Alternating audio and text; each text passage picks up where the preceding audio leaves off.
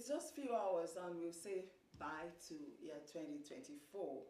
It's been a long year and with different activities in the socio-political lives of Nigeria, socio-economic, political lives, talk about security, talk about insecurity, and then talk about economic downturn, government efforts to fix it, as well as other matters, even though Nigerians find it difficult to actually believe in the government of President Bola Tinubu's renewed hope agenda. Well, this is as a result of the high inflation caused by the removal of fuel subsidy and, of course, the floating of the naira. Well, these and many other things have actually put a lot of stress on Nigerians groaning, foreign exchange assuming a bad state, and of course talk about other matters. We'll be having 2024 in retrospect on the program Viewpoint today. Thank you for joining me on the program. My name is Adebimpe Akindele, and I have, believing that I have two guests today. Somebody will still be joining us in the course of the program. I have with me in the studio right now a lawyer and teacher, Professor Gbenga, Oke-Samuel. Thank you for joining me, Prof. Thank you. It's my pleasure to be here. A lot of things happened in the year 2024 that's running to an end in few hours. We'll be saying bye to the year. And I'd like us to begin from what was, to me, let's say the height of activities in this year 2024, and bad governance protests. Do you still remember that? Sure. It was a national issue. Yeah. The end bad governance protests rocked the nation some months ago, and it came and it's now a forgotten issue, but we still live with the consequences, some of which as a lawyer, we know it's the issue of maybe the detention of some underage guys. That is the current issue as per the end bad governance protest. But again, it was a way by which the citizens, expressed their feelings about the hardships that occurred as a result of the economic policies of the government, like as you said, the withdrawal of oil subsidy and the floating of the naira. It was a major one that rocked some states of the federation, apart from places like Ondo and some other states in the southwestern part of Nigeria and even the eastern part of the country. But for me, it was a reaction to the policies of government, and equally, we need to learn from that particular protest. There are different issues, misgivings, maybe people did not understand government policies, or maybe policies of government were not properly communicated. Then again, the hardship is a major issue. Yeah. Okay, I'd like us to also still look at, after that protest, a lot of other things happened. Even during the protest, police brutality was alleged in some quarters, and then we saw the Nigeria Labour Congress President Joe Ajero being arrested on different charges. Would you say that was good enough? It's not about whether it was good enough, or it was about consequences for actions and steps taken. Okay. As a lawyer, my concern has always been that the government has a duty and a role to play in terms of ensuring security of lives and properties.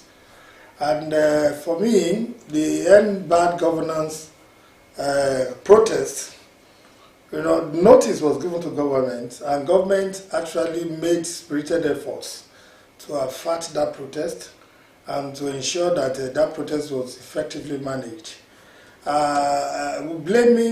Government has a duty to ensure that the riot did not spread in terms of particularly what was going on in the northern part of the country. Wanton destruction of properties, and people are flying flags of other nations. So that is serious treason No government will sit down and be watching those things going on. So when it comes to that, you cannot blame government for taking a tough stance or steps in curtailing such rebellious act. Flying the flag of another nation in a sovereign state is the very definition of treason. That is treasonable felony. So no government will tolerate that. That's a different ballgame. And that's one of the consequences of improper planning by the organizers of that process. But at the point, I'm not a government apologist, but we have to be realistic. So I'm actually going to ask you that. Yeah, I'm not an apologist of government, but I'm a lawyer and a citizen of this country.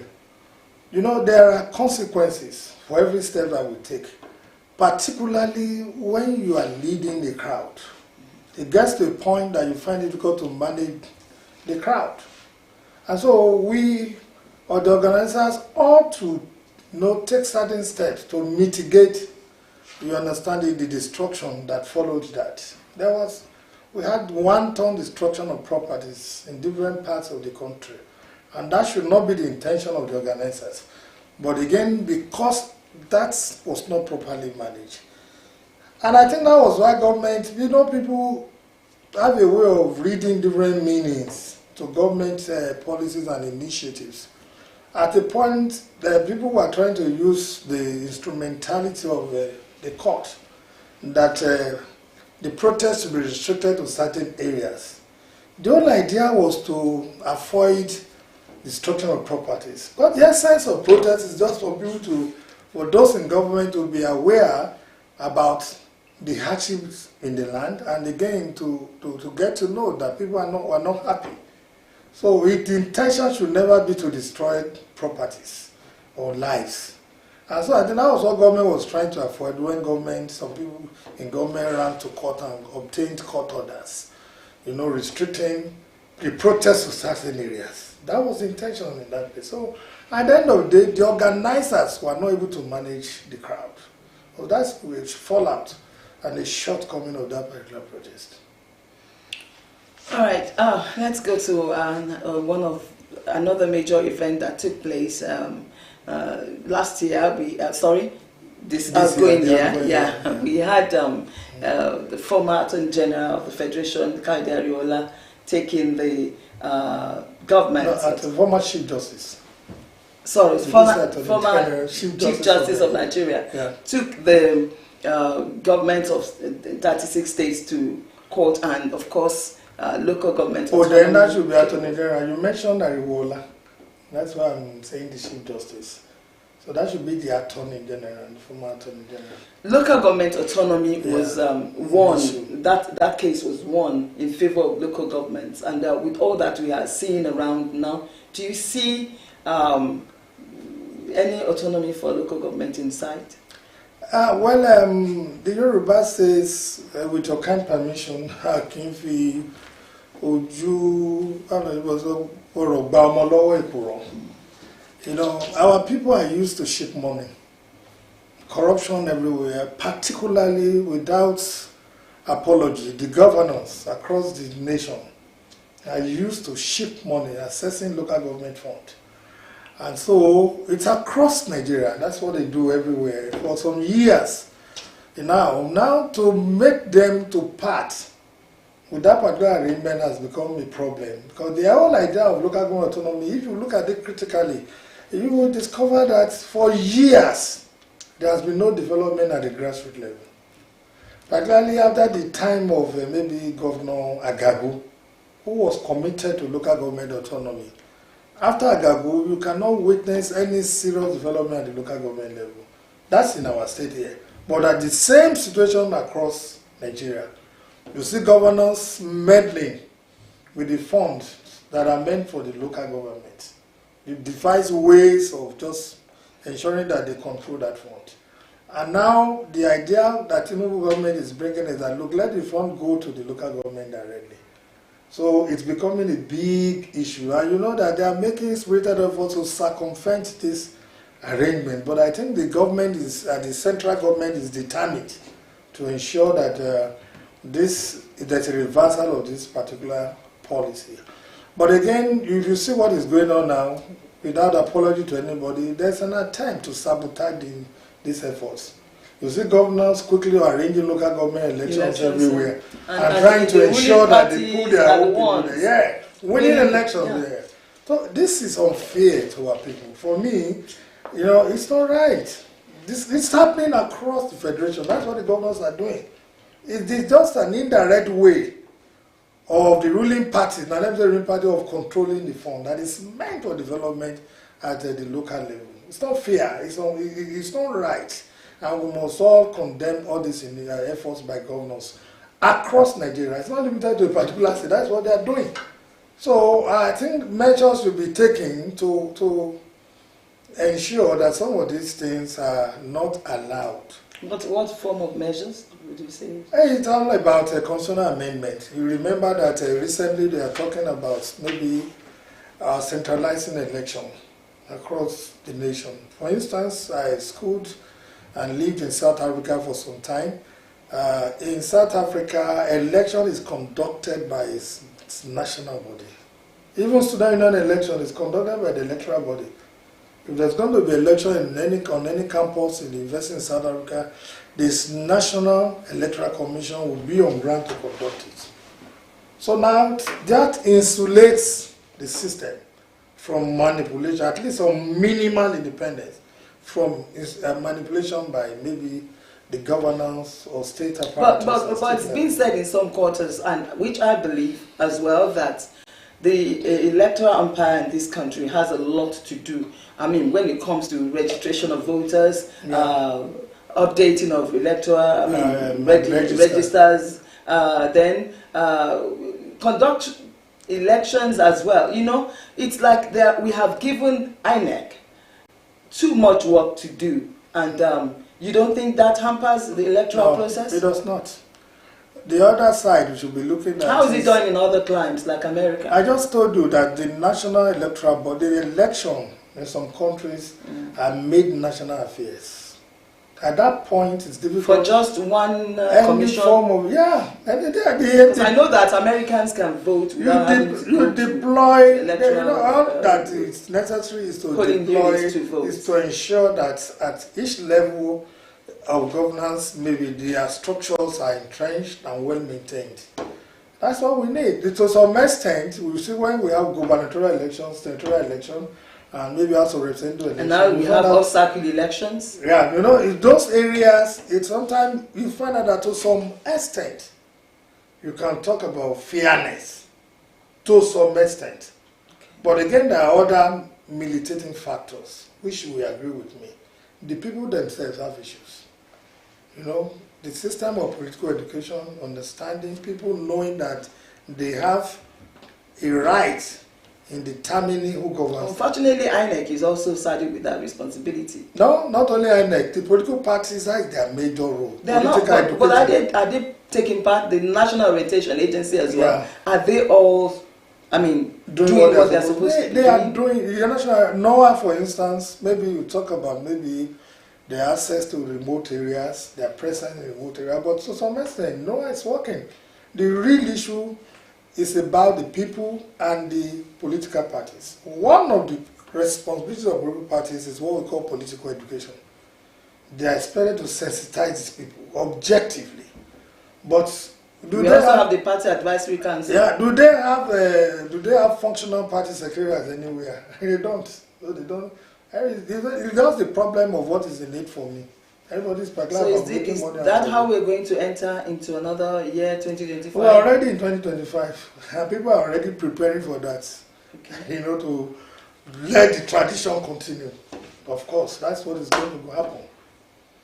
That's what's going to happen. Another was the sack of 5 ministers by President Bola Tinubu just after 1 year in office, and 7 new ones were reappointed, and this followed cries from different quarters to reduce cost of governance, maybe mergers of some commissions, agencies, and all that.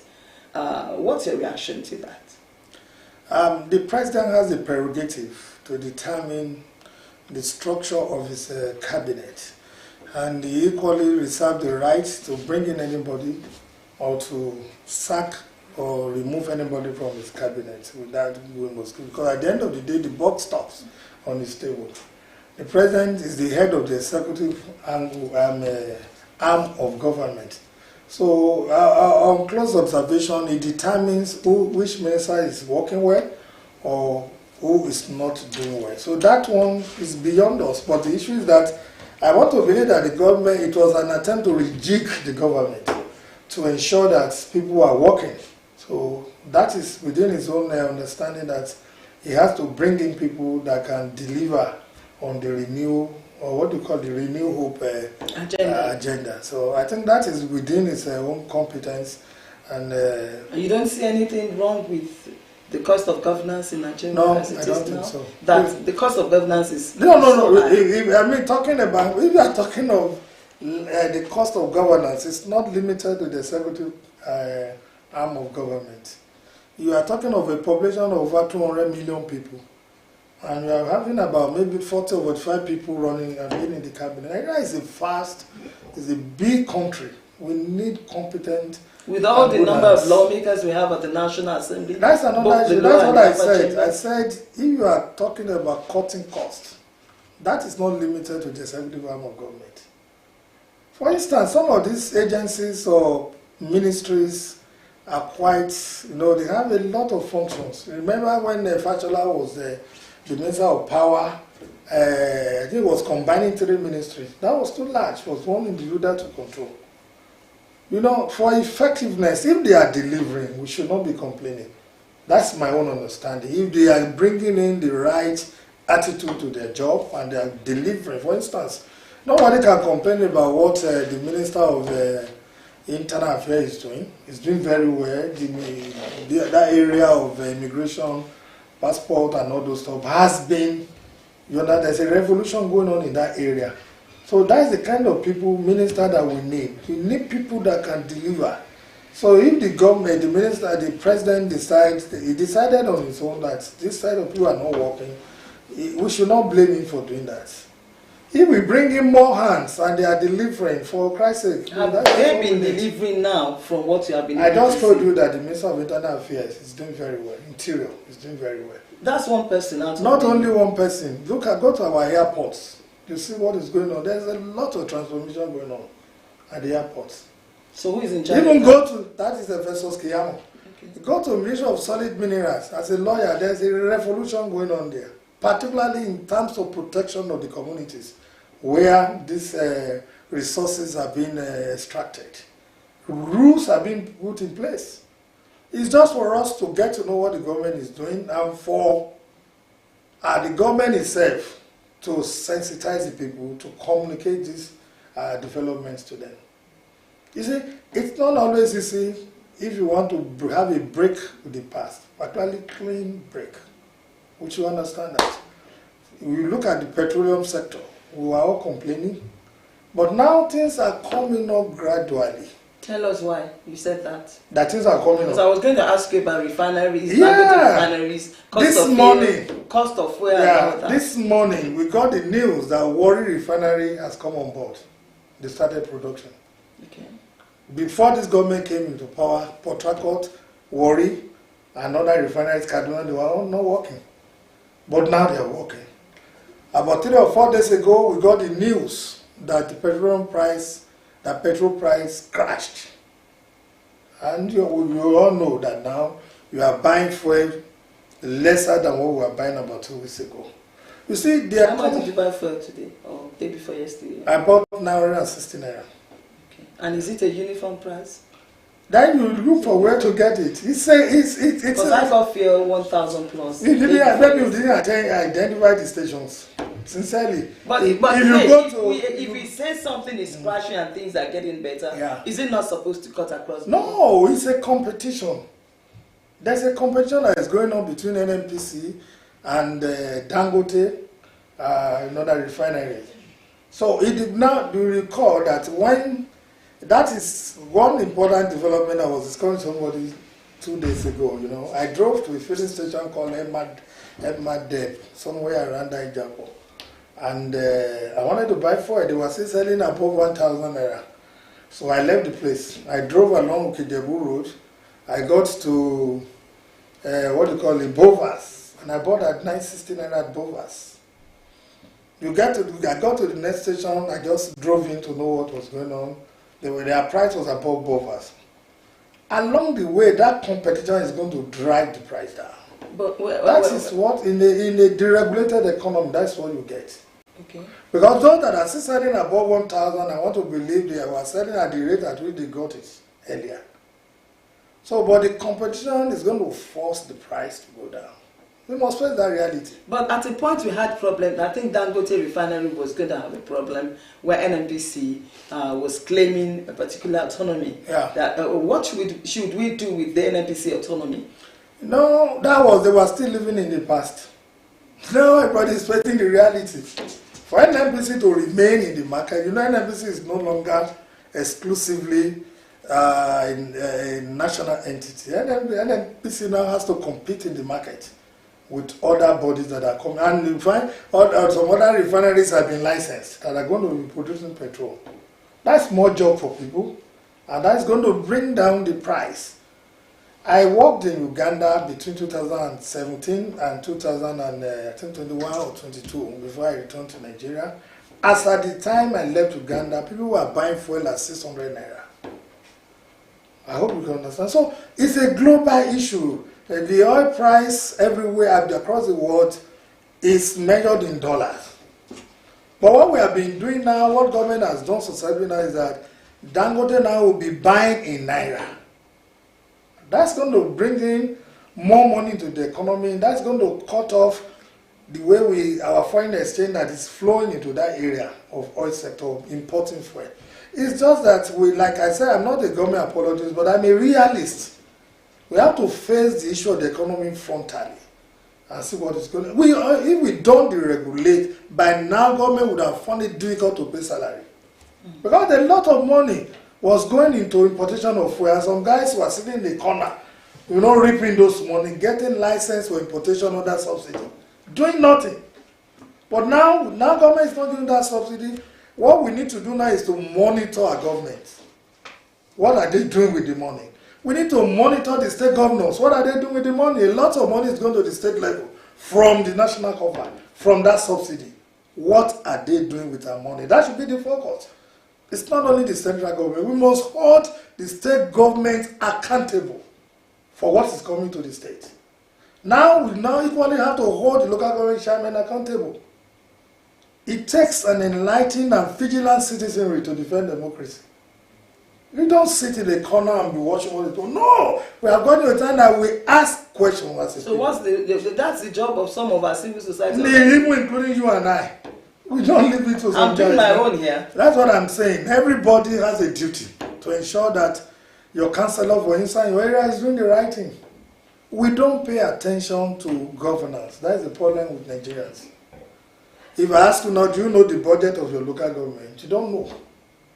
Even the budget that was passed into law about 3 or 4 days in Ondo State now, you and I, some people will not take time to study the content of that budget. Talk less of holding government accountable. You are talking about a fragment of the society. What about the people in the villages who cannot read or write? If we are talking of the fragment we are talking about, if they are doing their job well, they will give leadership at the village level. That's the point I'm making. It's a different ballgame for those that cannot read or write. We all have that responsibility of holding government accountable. And enlightening those people. Are you holding government accountable right now? Sure, I do. Because it seems like you're a mouthpiece of government. I'm not. Actually. You see, when you see government policies, you must appreciate them. I'm a teacher, I'm a lawyer. I'm a realist. I don't go by bandwagon. I don't go by what people say. Let's talk about industrialization, because I see that a lot of industries have become moribund, and this is one of the reasons we have a huge level of unemployment among youths. Graduates, a lot of people graduate from schools and they don't have jobs to do, and you now find them being advised to go into farming You know, is that done in other climes? Because I understand that in other climes we have very few percentage of people who are farmers, and they're able to feed, they're able to export. What's the pace of export and import industrialization in our economy? Well, for some time, our economy has not been doing very well. You will agree with me. And like I did say earlier, I said that this government is refocusing our economy. So we cannot just get there overnight. For years, electricity has been bad, that's been moribund. These are factors that will aid industrialization. Okay. Then government policies. But again, our educational system, what are we doing? We indirectly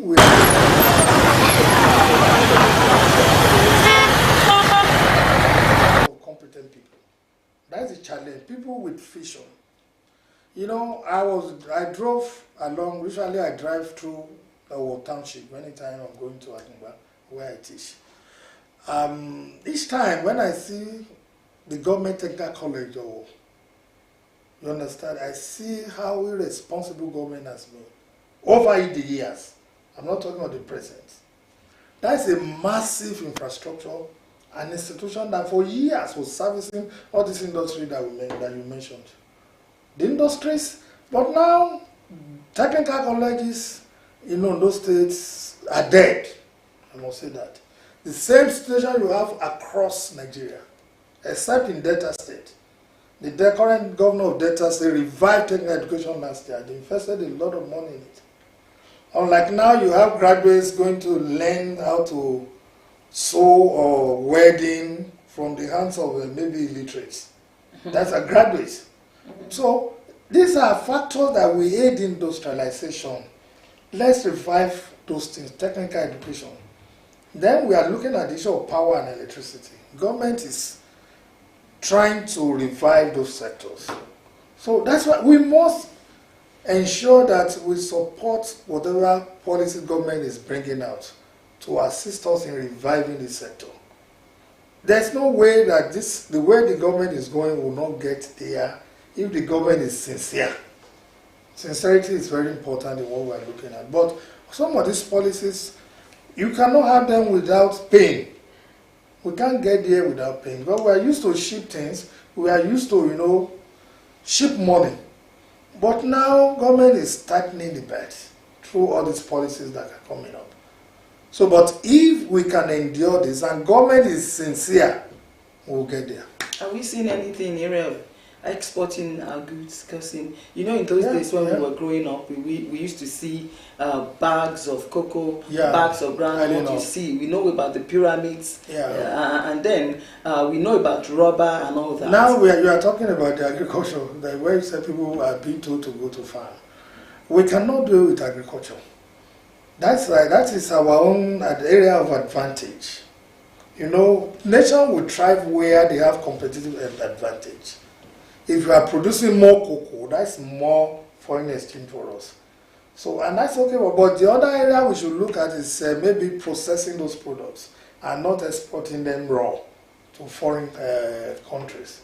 For instance, I know in the last 5, 6, 7, 8 years, there has been more or massive production of cocoa from the Idori area. A lot of young people, graduates, have gone to the farm. Now, massive cocoa products are coming out. But government should tap into this, by... Production chain. Yeah, by ensuring that those products are processed.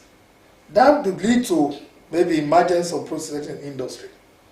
Then, we have cottage industries everywhere that you can process their product, then export it, and that will give us more advantage. So those are areas that I think government should pay attention to. Okitupa area, we have oil palm there. The glass factory. Exactly. Why don't we refine? We had the chocolates in. Exactly in Idori. Yeah. Yeah, there's a chocolate factory in Idori now, but we can have more than 30 of those chocolate companies in Idori. I mean, the one we have in Ondo State here, because we have the cocoa. We now process these products. Then they bring in more foreign exchange. I think those are areas we should focus on. So it's not wrong for you to go back to the farm for young people. If you are idle and you don't have a job, you can go to the farm and become an entrepreneur or agripreneur on your own. A lot of young people are farming, I want to assure you, and they are making. Can everybody farm? What's the essence of going to school when we have to now tell them to go back? Nobody, I don't think government is saying everybody should go to farm. It's about interest.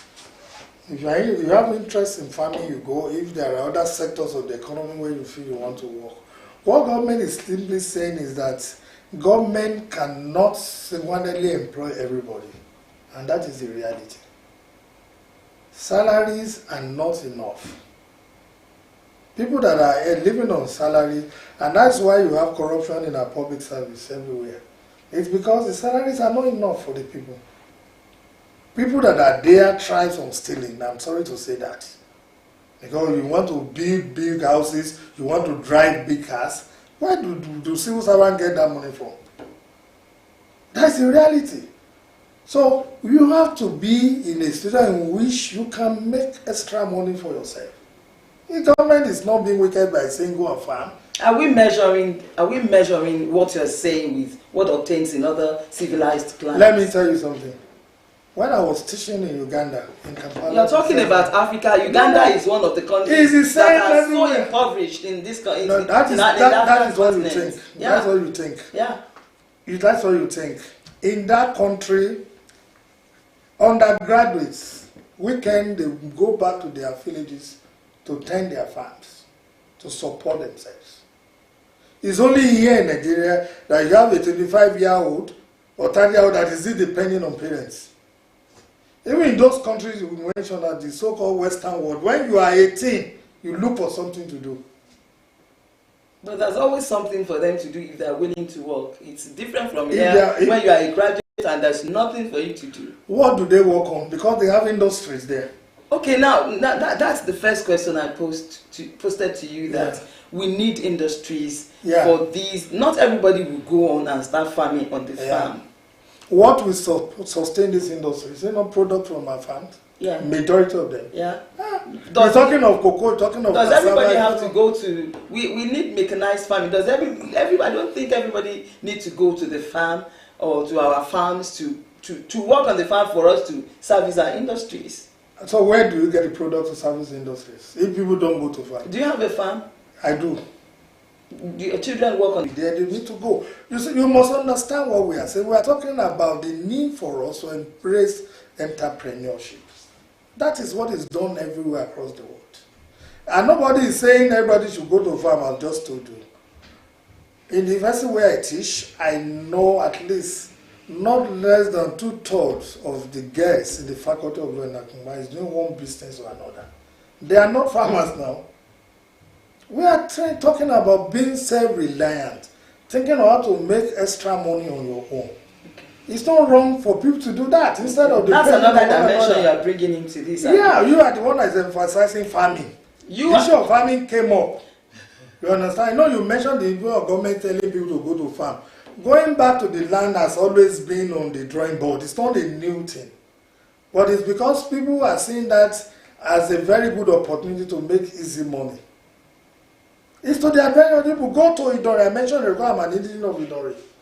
Go to Idore. See the way young people are making money from their That's farms. why you feel that every other person should go to the farm. What stops other people from going to farm? Go to, if you have an advantage in Akoko to plant something else, why can't people plant it?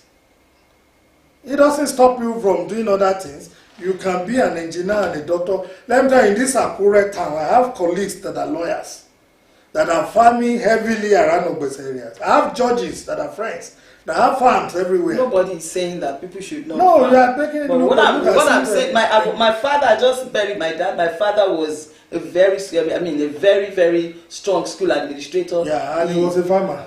Yeah, and he taught us everything that we needed to know about agriculture.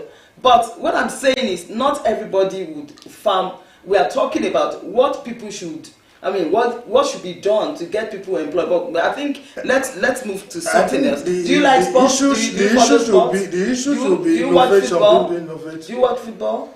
I do occasionally. I'm not fanatical. Okay. Are you? Did you follow that woeful experience that our contingents passed through at the Paris Olympics? Yeah. Yeah. Yeah, I did, but it's because we still do things the way we used to do them. For instance, in Ondo State, how many sports centers do we have in Ondo State? It's only Akure Sports Stadium that is functional. And there are students in different parts of the state. Go to Ilaje, Ondo, Ijo area. In the past, we used to be the first in swimming competition. What stopped Ondo State government from setting up a stadium that is dedicated to swimming? You know, now we're talking about leadership and being innovative. And that's the problem across Ondo State Nigeria. alone didn't send contingents to that Olympics in Paris. We did not even, I'm not sure we were able to send anybody for swimming competition, which used to be our area that we used to monopolize. Lawn tennis used to be our area. People from Owo Township used to play lawn tennis. You know, on professional level? Of course, professional and amateur level from Owo. When you look at the sports history of this state, what I'm saying is this. You get the type of result that you deserve. We depend on machinery, speaking boys on the and that are already doing well, maybe in clubs overseas. Why don't we have sports center in all the local government in Ondo State or across the federation? That's where you can get. On a lighter note, before we round up, because our time is almost gone. Yeah. Because you localized that topic. No, this is Ondo State. I want you to talk briefly, like for 2 minutes or a minute, on what you feel the federal government should do in such a situation. Because the Minister of Sport then, if it was in another place, the Minister of Sport would have long resigned. And yet he was there giving excuses. It's not in our culture. People are never ashamed of those things because we don't hold them accountable. The government should promote school sport. There's no alternative to that. The energies are there in the younger people. If you were the president, what would you have done to the Minister of Sports? You see, the problem we are having is that we are looking at shortcuts and maybe fire brigade approach. The Minister of Sport got there less than a year. This is a problem that has been there for years. I hope you are getting what I'm saying. How do we source our sportsmen? Where do we get them from? We don't have structure. In Ondo State, there used to be Ondo State Sports Festival that all the local government will be preparing for. I keep talking about Ondo State because it's the same situation you have across the nation. School sports. Serious competition among secondary schools. My school used to excel when I was in the high school in basketball. Some schools were known for specific sports in this state because government was promoting that. But now politicians have taken over administration of politics. Over sports. People that don't have any business running sporting activities are now put in place. I know people that want to come and develop a sport, but politicians don't allow them. A cousin of mine was supposed to come and coach Sunshine.